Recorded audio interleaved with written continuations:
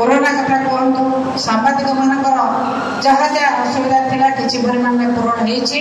आउ जति समस्या अछि आम द्वारा जति संभव हो परिबो से समस्या को समाधान करिया पई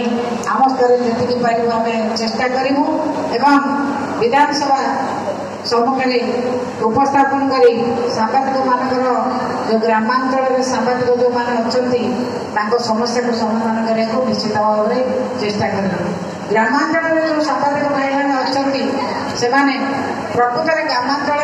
कौटी रास्ताटे हो कि घरटे हो कि क्लब घर हो स्कूल घर हो किए गोटे भत्ताटे पाऊँ न पाई ए कथा को लोकलोचन को आनी था लोक सेवा कर सुजोग सृष्टि करता सांबादिक मान माध्यम आम बहुत कथा जाना पाई था लोक सेवा कर सुविधा सुजोग सृष्टि करता सुजोग पाई तेणु सांबादिक भाई मान धन्यवाद दूसरी से भाव में प्रभु जगन्नाथ शक्ति दिंतु साहस दिंतु धैर्य दिंतु से जो भाव में लोक कथा को उपस्थापन कर